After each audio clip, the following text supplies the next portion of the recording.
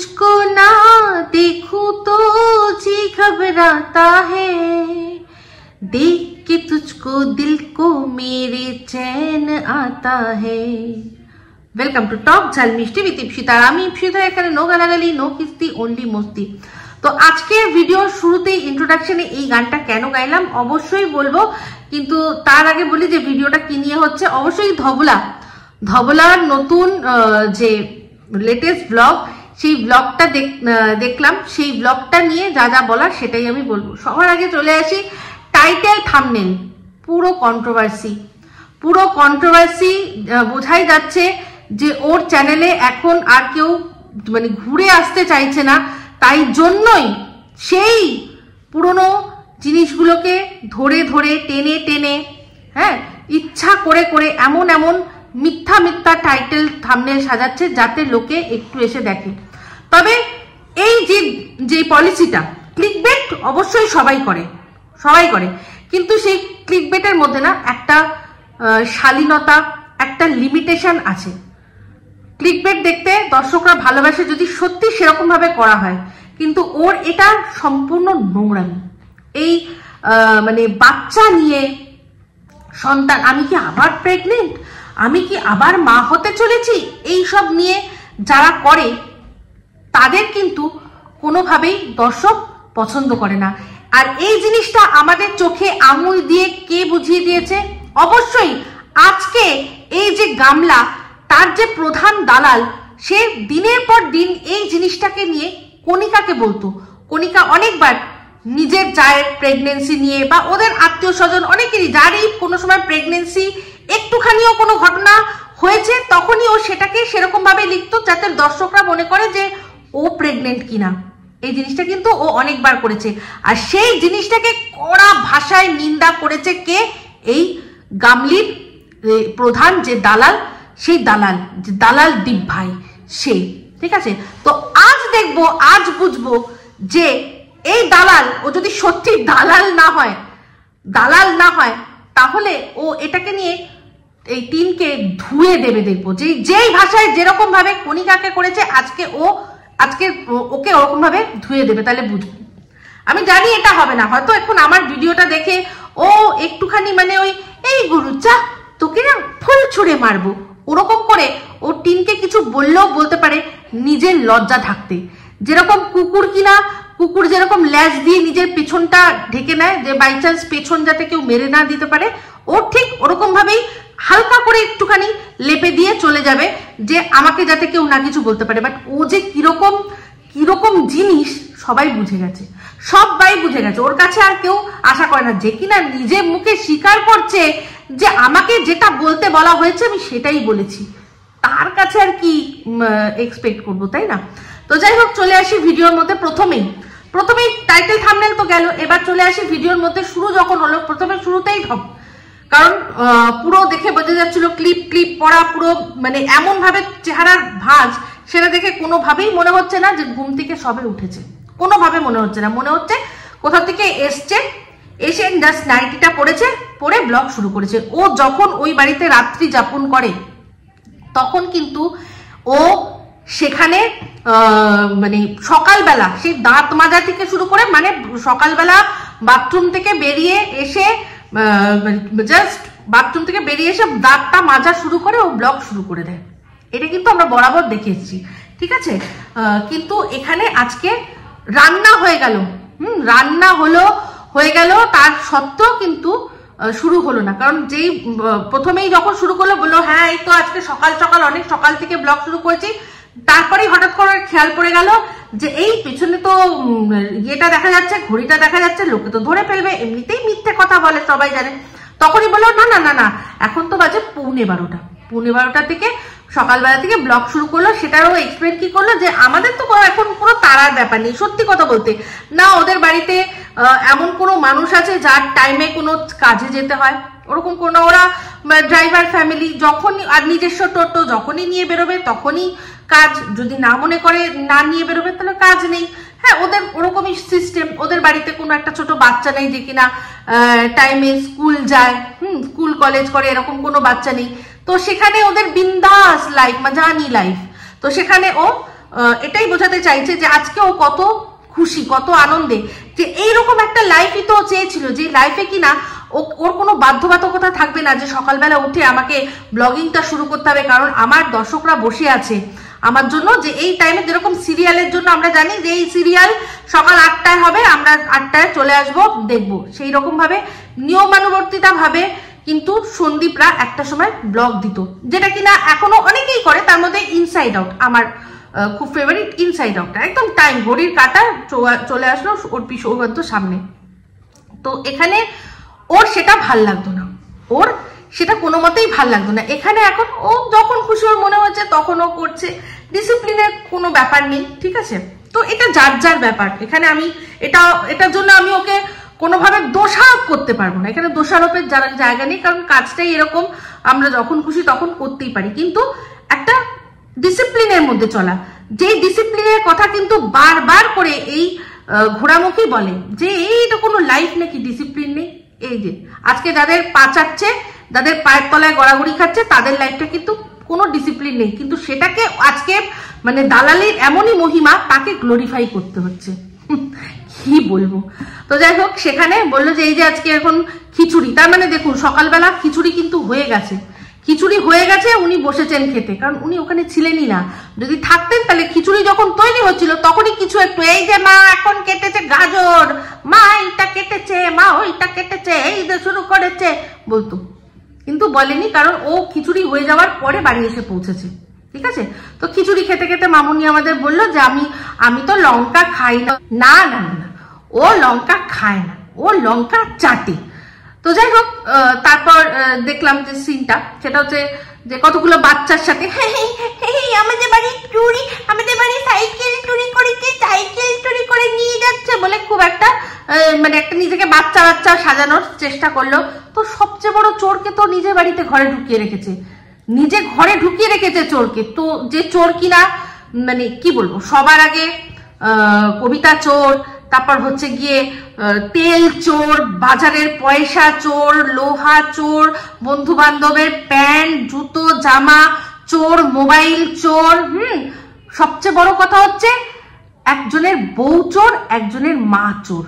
তো এইরকম ধরনের একটা চোর, কবিতা চোরকে ও ঘরের মধ্যে ঢুকিয়ে রেখে সামান্য একটা সাইকেল নিয়ে বলছে আমাদের বাড়ি সাইকেল নিয়ে গেছে, সাইকেল নিয়ে গেছে, ও কি কি তোর নেয় দেখ, একবার দেখতে থাক।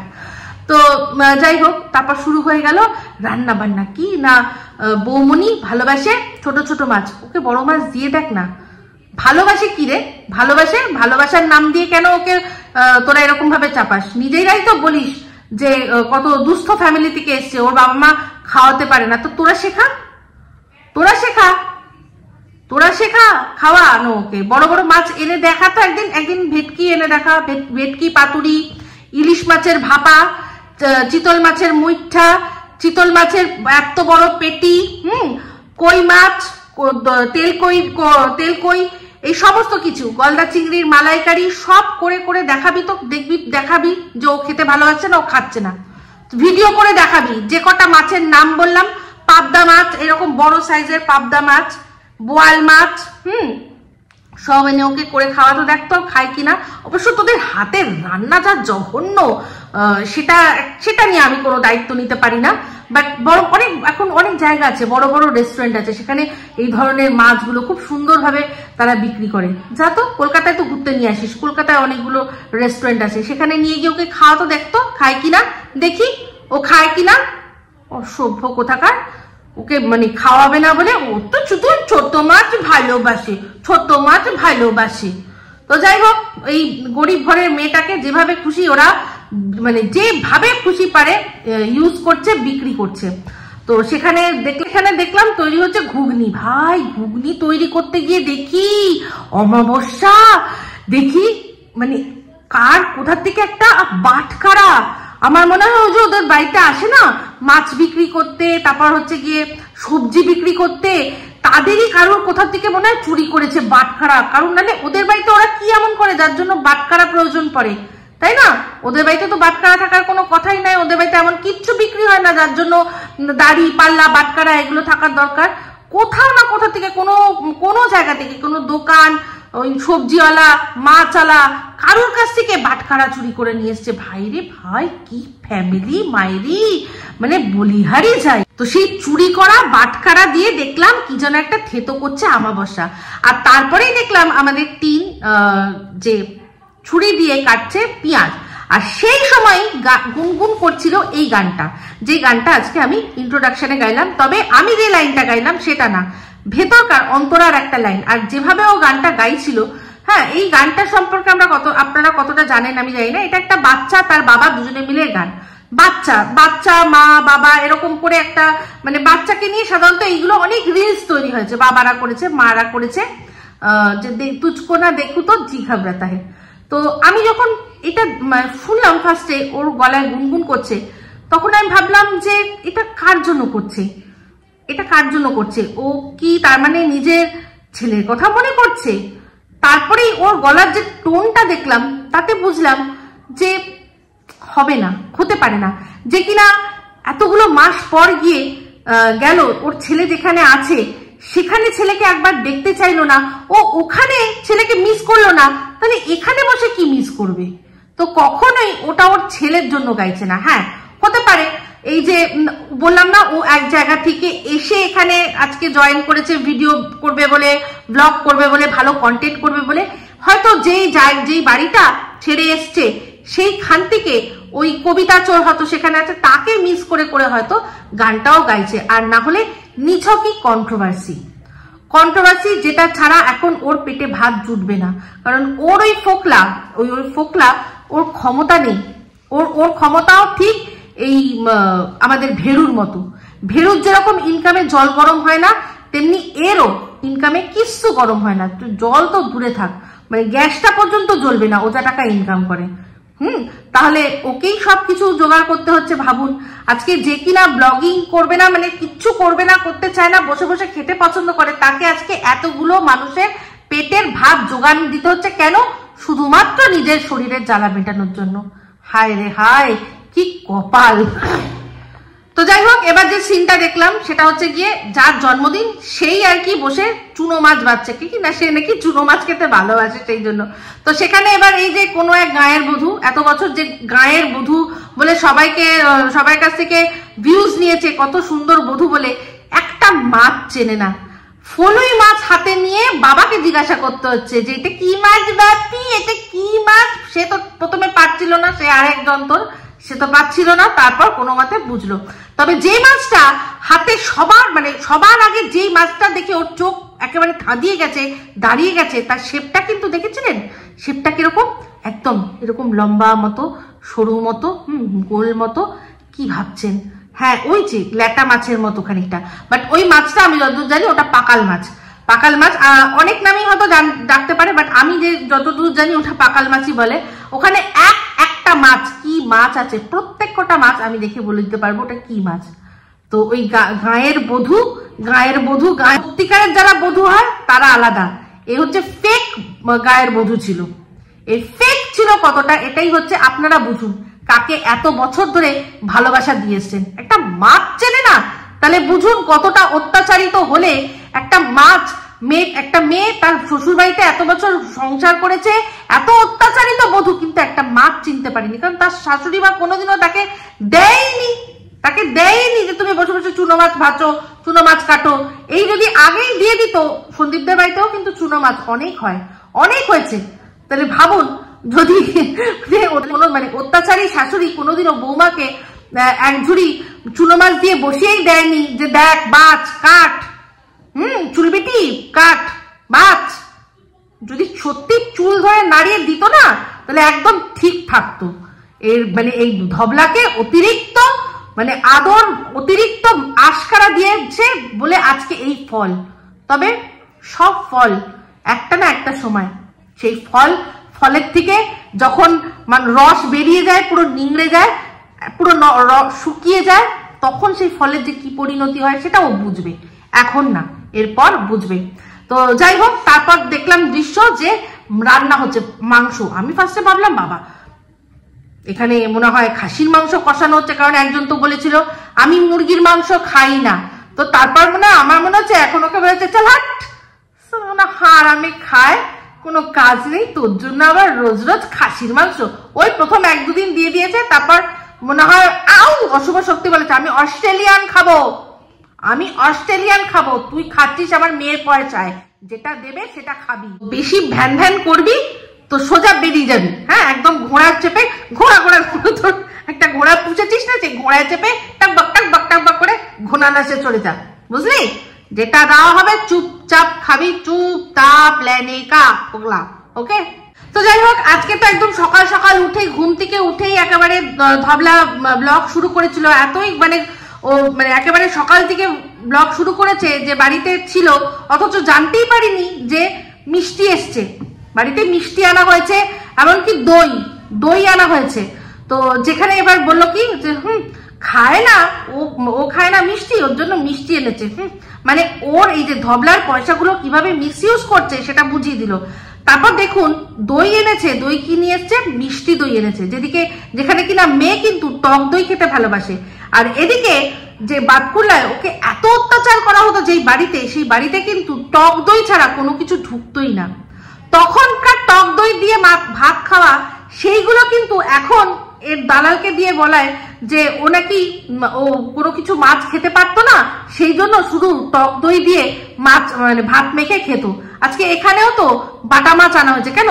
দুজন যখন আছে বাড়িতে, চুনো মাছ, যার জন্মদিন, যার চুনো মাছ পছন্দ তাকে চুনো মাছ, তাহলে অন্য একটা মাছ তো আনতে পারতো যেটা কিনা এ খায়, ধবলা যেটা খেতে পারবে। আনা হয়নি। আহারে কি অত্যাচার, কি অত্যাচার! এখন তো এখানে টক দইটা পর্যন্ত নেই যেটা দিয়ে কিনা ও মেখে ভাত খাবে। তাহলে আজকে এখানে বসে বারবার করে বলে আমার টক দই দিয়ে ভাত খেতে আমি ভালোবাসি, ওটা আমার মানে আমি বাই চান্স খেতাম না, বাই চয়েস খেতাম, আমার ওটা পছন্দ ছিল। আমার হাজার কিছু খাওয়ার পরেও একটু দই দিয়ে, এই টক দই দিয়ে ভাত খেতে ভালো লাগতো। আজকে ভালো করেই জানে ওর বাড়িতে যে ও কতটা টক দই খেতে ভালোবাসে, তাহলে ওর জন্য টক দই আনা গেল না? ওরই পয়সা তো সমস্ত কিছু হচ্ছে, নাকি ও পয়সা দেয়নি, এইটা নিজেদের পয়সা এনেছে বলে নিজেদের ইচ্ছাটা রেখেছে, নিজেদের ইচ্ছার দাম দিয়েছে, এটাই আমার মনে হচ্ছে। তো যাই হোক, ভিডিওর মধ্যে এবার হলো ফুলের প্রদর্শনী। ফুলের মতো একটা শিশু, যার সেই শিশুর কথা মনে পড়ে না, তার সামনে গিয়ে সেই ফুলটাকে একবার হাতে ধরতে ইচ্ছা করলো না, সে যখন সুন্দর সুন্দর ফুল দেখিয়ে আমাদেরকে FOO ফুল করার চেষ্টা করছে, দেখে হাসি পেল। তো যাই হোক, যা দেখলাম, ও তো বলেইছে ও সবার ভিডিও দেখে, যারা ওকে নিয়ে কন্ট্রোভার্সি করে ও সবার ভিডিও দেখে। তো তার মধ্যে আমার ভিডিও দেখবে না, এটা হতেই পারে না। যেখানে কিনা ওর ছেলে আমাকে পিতি বলে ডেকেছে, ওর প্রাক্তন হাজবেন্ড আমাকে দিদি বলে ডেকেছে নাম ধরে, একবার নয় অনেকবার ভিডিওর মধ্যে বলেছে। আমার কথাগুলোই ওর মুখ থেকে অনেকবার শোনা গেছে, যেটা কিনা আপনারা সবাই জানেন। সে আমার ভিডিও দেখবে না, হতে পারে না। তো সব ভালো করে দেখে। তো দেখেছে যেহেতু আমার ঘরে গেঁদাগুলো ঠিক মতো মানে হচ্ছে না ফুল, অমনি আমাকে বড় বড় গেঁদা দেখাচ্ছে, এই দেখো কত বড় বড় গেঁদা, এইরকম গেঁদা। হ্যাঁ, আমাদের বারান্দায় এমন সময় রোদটা আসছে যে ঠিক মতো গেঁদাটা হচ্ছে না, বাদ বাকি সবই আছে, চন্দ্রমল্লিকা, গোলাপ সব আমাকে দেখালো। বুঝতে পারলাম। তো সেখানে গিয়ে একটা কথা দেখলেন, বললো এই দেখো চন্দ্রমল্লিকা পুরো সূর্যমুখীর মতো। মানে এর মা যদিও ভুলে যায় সূর্য প্রণাম করতে, এই কিছুতেই ভুলতে দেবে না। আসলে এখন নিজে যে পথে আছে, ও বলছে যে মাটাকেও বলছে চলো আবার করো মানে সূর্য প্রণাম আর কি, এটাই হচ্ছে বক্তব্য। সূর্য প্রণাম করতে বলছে আবার করো, ও যা করছে ও সেটাই করতে বলছে। সেই জন্য মা যতবার ভুলে যাচ্ছে সূর্য, ততবার আবার মনে করিয়ে দিচ্ছে। তো যাই হোক, এটা বুঝলাম ভালো করে যে এই যে কয়েকটা গাছ নতুন এসছে ওদের বাড়িতে, চন্দ্রমল্লিকা, গোলাপ, সেই গাছগুলো যখন এসছে তখন ও বাড়িতে উপস্থিত ছিল না, ওগুলো এসেছে ওই প্রথমবার দেখলো। সেই জন্যই একটা অরেঞ্জ কালারের একটা চন্দ্রমল্লিকা, ওই কালারটা আমিও পছন্দ করেছিলাম, সেদিন নিয়ে আসবো ভেবেছিলাম, অনেক দেরি হয়ে গেছিল বলে আনতে পারিনি। সেটা দেখে বল উমা কি সুন্দর কালার তো, হ্যাঁ চন্দ্রমল্লিকার কি সুন্দর কালার তো। মানে বোঝা গেল যে যখন এই গাছটা এসেছে সেই সময় ও ছিল না বাড়িতে। তবে ওই ফুলগুলো দেখানো, ওর উচ্ছ্বাস, সমস্ত কিছু মানুষ যারা সত্যিকারের ওকে অনেক দিন থেকে দেখেছেন তারা বুঝবেন যে যার সুন্দর ফুটফুটে বাচ্চা আছে, সেই ফুলটার জন্য যে যার মন কাঁদে না, তার হাতে ফুল মানায় না।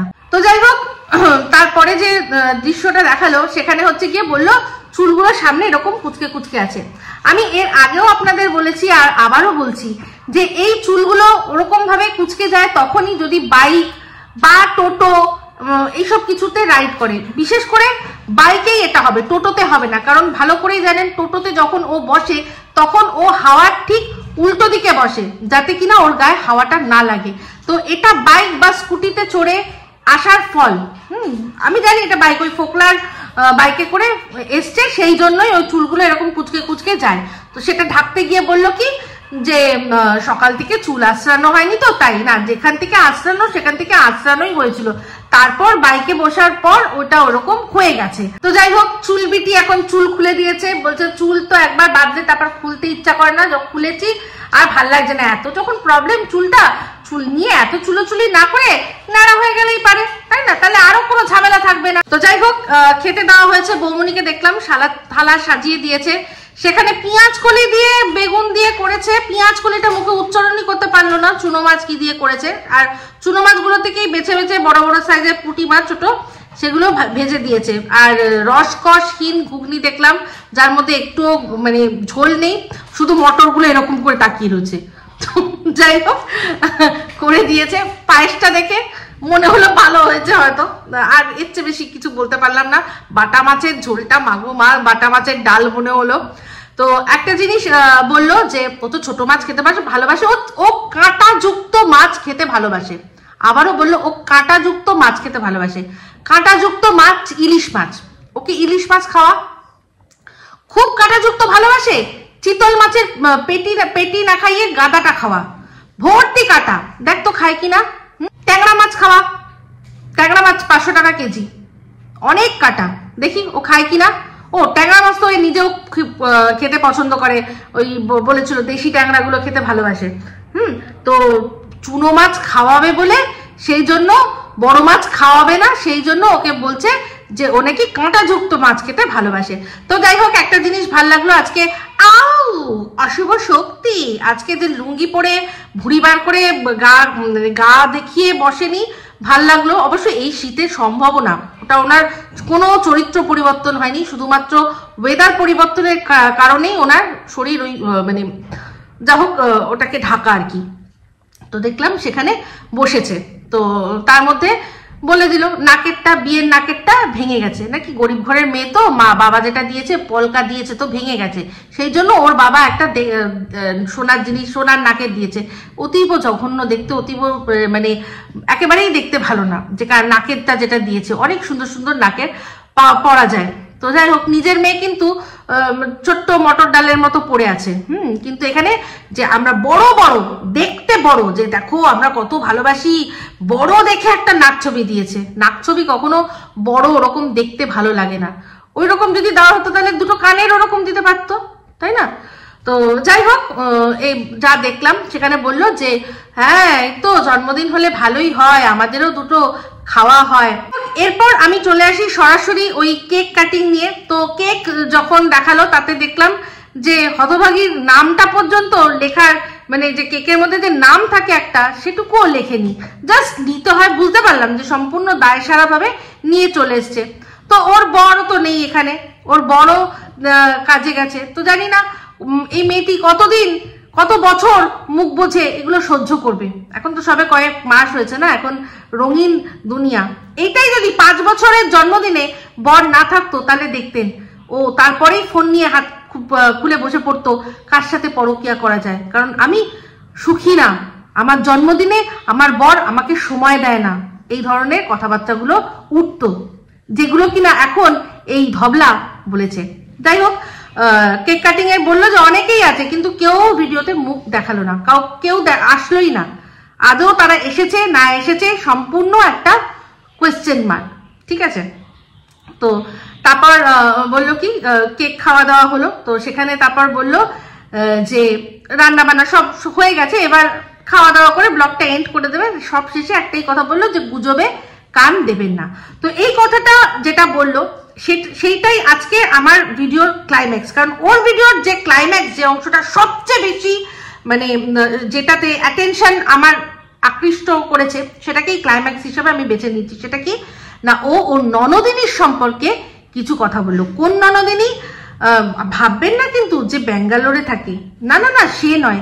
কে না, যে রাধানগরে থাকে, তার মানে সীমা। সীমা বলেছে যে এই ধবলা সে এরকম বলেছে, ঠিক আছে?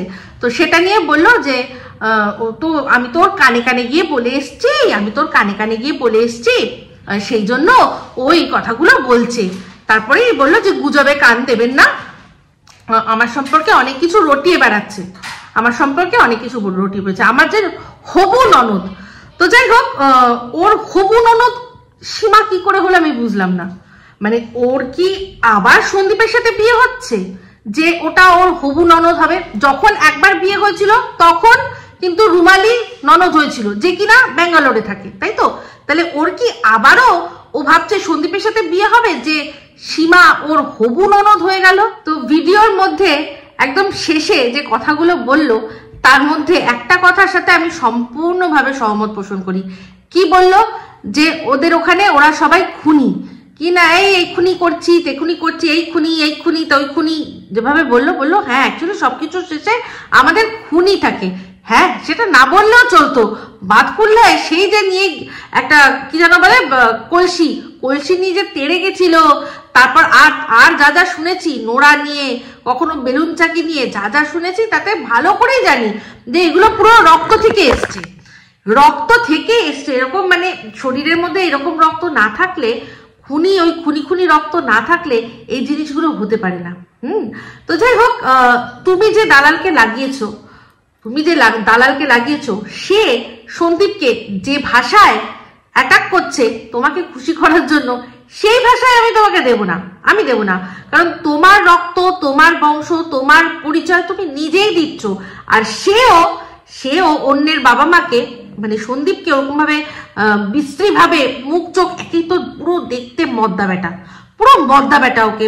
মানে আমি অনেকবারই বলেছি, বারবারই বলছি, মানে অনেক ছেলেদেরকে ওর চেয়ে বেশি মেয়ে মনে হয়। আজকে ভিডিওর মধ্যে বললো, অনেকের কথা বললো নাকি শাড়ি। আচ্ছা, তুমি যে রিকভারি করেছিলে তখন তুমি তো সই করেছিলে, সবকিছু পেয়ে গেছো, তবেই না সই করেছো। তাহলে এখন আবার কেন বলছো যে তুমি শাড়ি পাওনি? কেন বলতে বসাচ্ছ শাড়ির কথা? সেগুলো উত্তর দিও তো, তুমি তো সব নিজেই উত্তর দেবে, উত্তর দিও তো। শাড়ি যদি না পেয়ে থাকো তাহলে কেন ওখানে লিখে দাও, সই করে দিয়ে আসলে? তো তারপর বলছে গিয়ে শাড়ি পরে নাকি সন্দীপ নাচে। তো ও সেটা বলতে গিয়ে কয়েকজন নায়কের নাম বললো যারা নাকি নায়ক মানে মেয়ে সেজেছে। আমি বলছি প্রত্যেককে ওর চেয়ে বেশি মেয়ে লাগে ওকে। ও হাজার কিছু করলেও ওকে মেয়ে মনে হয় না, মেয়ে মনেই হয় না একদম। পুরো মুখের কাটিং, ওই কথাবার্তা, ওই রকম স্টাইল, ওগুলো মেয়ে ছাড়া মানে ছেলে ছাড়া আসেই না, মেয়েদের মধ্যে আসে না।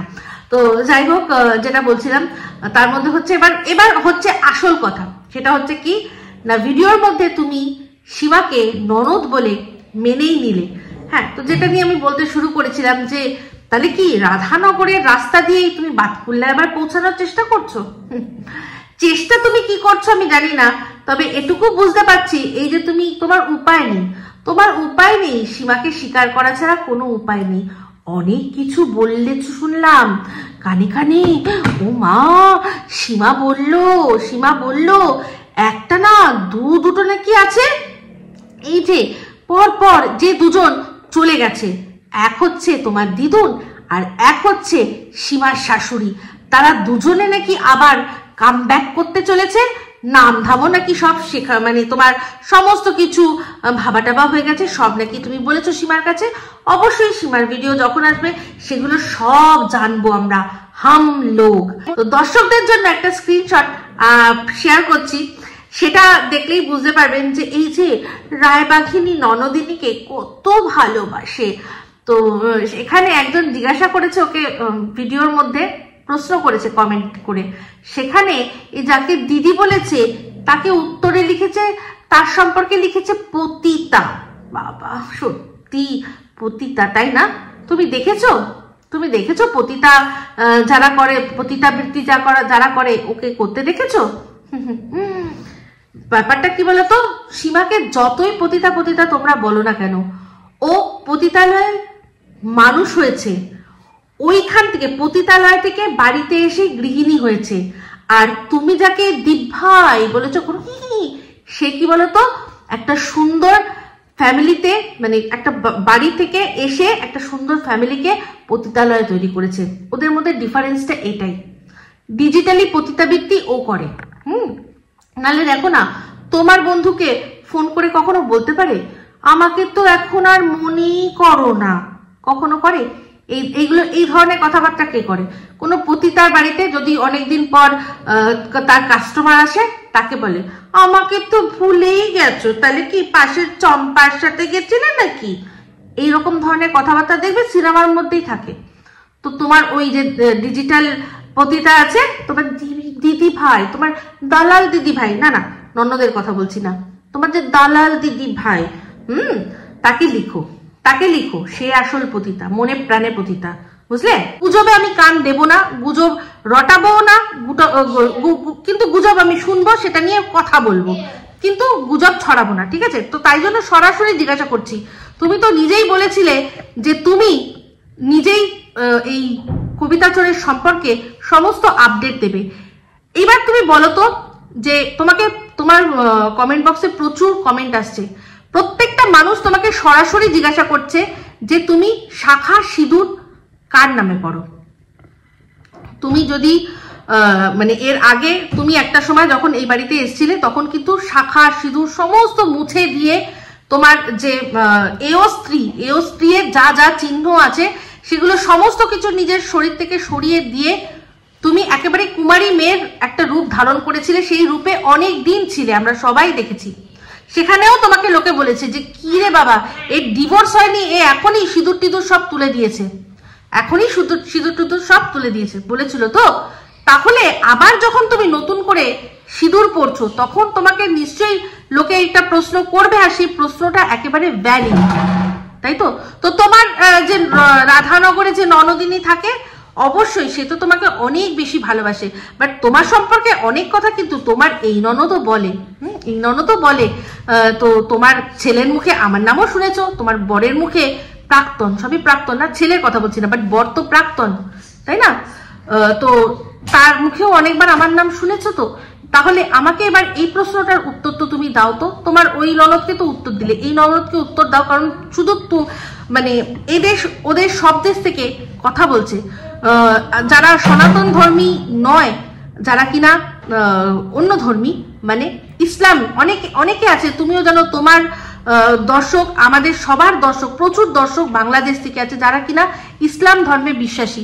তারা আমাদেরকে বারবার প্রশ্ন করছে যে দিদি, এই যে ও একবার সিঁদুর পরে থাকতো যখন শ্বশুরবাড়িতে থাকতো, তারপর যখন বাপের বাড়িতে আসলো একবার সিঁদুর সম্পূর্ণ মুছে দিল, সবকিছু খুলে টুলে দিল, তারপর আবার যখন ও সিঁদুর পড়ছে, তাহলে ও কার জন্য পড়ছে? ওকে যখন প্রশ্ন করা হচ্ছে যে তোমার বাতকুল্লায় ফেরার কোনো পসিবিলিটিস আছে কিনা, ও তখন বলছে এটা হতেই পারে না, কখনো যাবো না। ও এর অনেকদিন আগের থেকে লোক লাগিয়ে দালাল ফিট করে বলেছে যে চোপা আর বাতকুল্লায় যাবে না, প্রদীপের জীবন অন্ধকার। এর ঘোড়ামুখী দালালও হি হি করতে করতে বলেছে যে ও মানে টিন বলেছে যে আমি যদি কোনোদিনও আর বিয়েও না করি, তাহলেও আমি কোনোদিনও আর সন্দীপের লাইফে ফিরে যাব না বলেছে। তাহলে আমি জানতে চাই যে সিঁদুরটা কার নামে পড়ছে, শাখা সিঁদুর কার নামে? শাখা সিঁদুর পলা এক এক সময় এক এক রকম ডিজাইনের পলা, ভাইরাল পলা, এই পলা সেই পলা পড়ছে কার নামে? তো যাই হোক, এখন কিন্তু দর্শকদের দাবি একটাই, সবাই জানতে চায় যে এই শাখা সিঁদুর কার নামে, আর তার নাম ধরে বলবে। কারণ তুমি কিন্তু নাম ধরে, তোমার সাথে যার বিয়ে হয়েছে, যার সাথে তোমার ডিভোর্স কেস চলছে, তার কিন্তু তুমি নাম ধরে বলেছো। হ্যাঁ, এই যে ফোন করেছিল, নাম ধরেই বলছি, সন্দীপ দা ফোন করেছিল। তো যদি ওর নামে পড়ো, ওর নাম ধরে বলবে। আর যার সম্পর্কে তুমি আপডেট দেবে বলেছিল, তার তো তুমি নাম নিয়েইছো, তো নাম না করে বলবে না, নাম ধরে বলবে যে এই শাখা সিঁদুর কার নামে। ঠিক আছে, এই প্রশ্নটা আমি রেখে গেলাম। তো এই প্রশ্নটা দিয়েই আজকে ভিডিওটা এখানেই এন্ড করছি। যদি ভালো লাগে তাহলে অবশ্যই লাইক, শেয়ার, কমেন্ট করতে ভুলবেন না। যারা চ্যানেলটা সাবস্ক্রাইব করেননি তারা সাবস্ক্রাইব করে নেবেন। সবাই ভালো থাকবেন, সুস্থ থাকবেন। আবার আসছি খুব শীঘ্রই একটা নতুন ভিডিও নিয়ে। তো me Ipsita signing off. Love you all.